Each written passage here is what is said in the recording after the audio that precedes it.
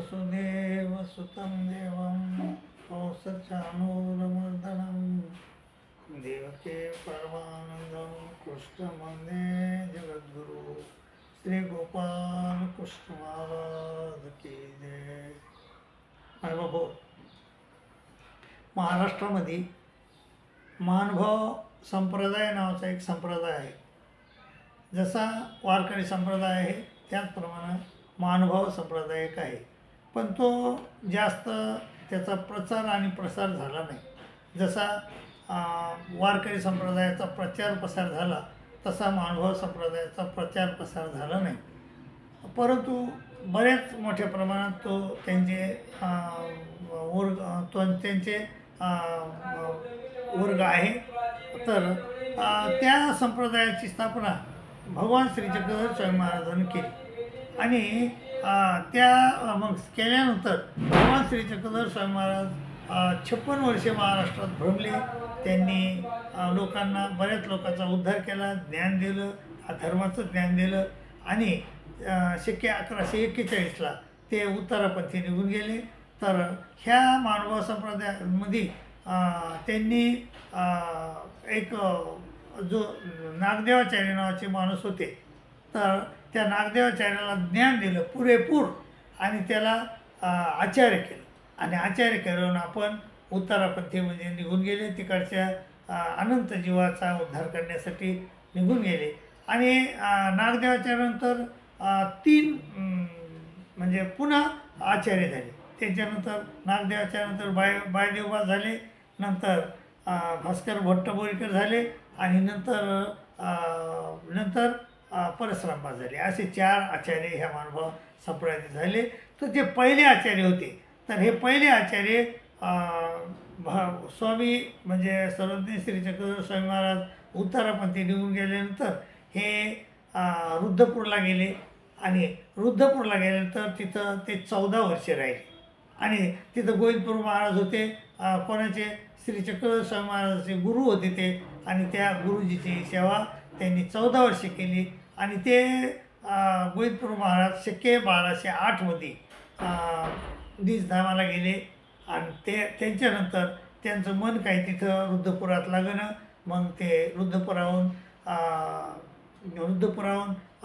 गंगा तीराला गेले आणि गंगा तीराला सगळं गंगातीर नमस्कार केले त्यांनी आणि नंतर ते लिंबा नावाचं गाव आहे एक पाथरी तालुक्यामध्ये परभणी जिल्ह्यामध्ये, तर तिथं स्थायिक झाले आणि तिथं 16 वर्षे राहिले आणि 16 वर्षानंतर ते देवदर्शनाला गेले, म्हणजे पूजसंबंधाला गेले आणि त्यांच्यानंतर आणि ज्यावेळेस ते वारले त्यावेळेस काही लोकांचं मत होतं की भट्टवास जे आमचे आचार्य होते त्या आचार्याची आपण समाधी बांधू, तर हे त्यांच्या शिष्याचं मत होतं।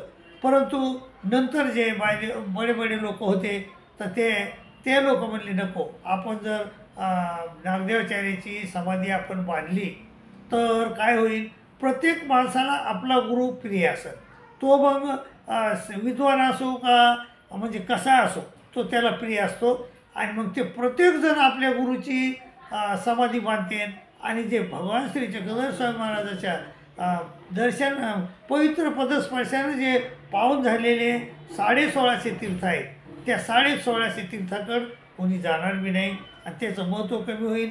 त्यामुळं त्यावेळेसच्या धुरीणांनी ती काही गोष्ट होऊ दिली नाही, परंतु जर झाली असती तर सगळीकडं महानुभाव संप्रदाय देखील समाजात समाधी झाली असते।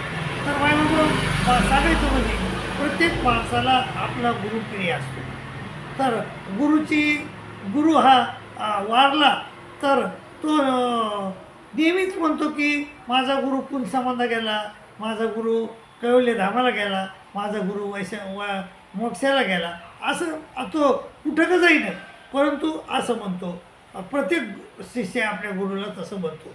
तर मग खरंच काही लोक म्हणतात ब्रह्मीभूत झाले आमचे महाराज, तर खरंच ब्रह्मीभूत म्हणजे काय, तर गीतेतून आपण समजून घेऊ ब्रह्मीभूत म्हणजे काय।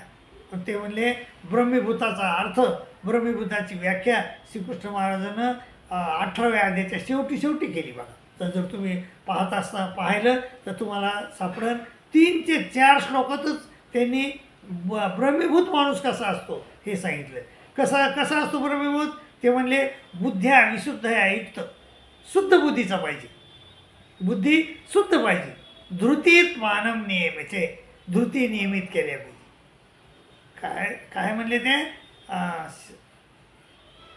बुद्ध्या विशुद्धयुक्त धृत्यात मानव नियमाचे शब्दांती विषय त्यक्तो.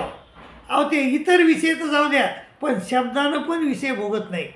जो ब्रह्मीभूत होणारा माणूस आहे तो विषय म्हणजे शब्दानं पण शब्दांती विषय त्यक्ता राग देश इदुष्यचे, त्याने रागाचा द्वेषाचा इदूस केला म्हणजे नष्ट केला. विक्त से लगवासी, एकटाच राहतो. विक्त से लगवासी येतवा काय माणसं, आणि कमीत कमी बोलतो. येतवा काय माणसं ध्यान योग परो नित्यम, आणि ध्यानात योगात परायण आहे, नित्य परायण आहे. ध्यान योग परो नित्यम वैराग्यम समुपासित, आणि वैराग्य धारण केलं आहे. अहंकारम बलम दर्पम कामम क्रोधम परिग्रह. अहंकाराचा, बलाचा, दर्पाचा, कामाचा, क्रोधाचा परिग्रह केला आहे. अहंकारम बलम दर्पम कामम क्रोधम परिग्रम. आणि असा माणूस विमुच्य निर्ममो शांतो, निर्ममो आहे. पुन्हा कोणाबद्दलही मोह नाही, दुःख म्हणजे आसक्त बुद्धी सर्वत्र, जितात्मा विगत स्पृहा, कोणाबद्दलच आसक्ती नाही. असा विमुच्य निर्ममो शांतो ब्रह्मभूया कल्पते. असा माणूस ब्रह्मीभूत होतो, असं श्रीकृष्ण महाराजाचं मत आहे माझ्याबाबा. तर असा माणूस जो असतो तोच खरा ब्रह्मीभूत होतो, नाहीतर ब्रह्मीभूत कधी होत नाही. मग इतर अनंत चांगलं वागणाऱ्याचे नरक चुकतात. चांगले वागणाऱ्याला अनेक दुसरे सुखफळं भेटू शकतात, पण ब्रह्मप्राप्ती ही त्याला इतक्या लवकर होत नाही. पण जर याच्यामध्ये बसला, ह्या व्याख्येमध्ये जो माणूस बसन, तर तो मात्र ब्रह्मप्राप्तीला निश्चितच जाऊ शकतो, असं श्रीकृष्ण महाराजाचं मत आहे. आणि मायबाबा ते खरंच आहे, कारण श्रीकृष्ण महाराजानं जे मतं मांडले ते आजपर्यंत खरेच झाले, आणि ते बी मत खरंच होईल अशी मी अपेक्षा करतो. आणि मायबाबा, आणि तुम्ही देखील असं वागा, आणि तुम्ही निश्चित ब्रह्मीभूत व्हाल असा मी तुम्हाला म्हणजे आशीर्वाद देतो. आणि तुम्हाला त्याबद्दल तुम्हाला मी शुभकामना पण देतो. आणि इथंच थांबतो. आणि मायबाबा, आपला हा देवल ऑफिशियल ग्रुप आहे. आता फक्त 20 लोक पाहिजेत आपल्याला, तर त्या 20 लोकांपुरतं तरी तुम्ही सबस्क्राईब करा, शेअर करा, लाईक करा अशी विनंती करतो. आणि तुमची रजा घेतो. दंडोत प्रणाम, दंडोत प्रणाम, दंडोत.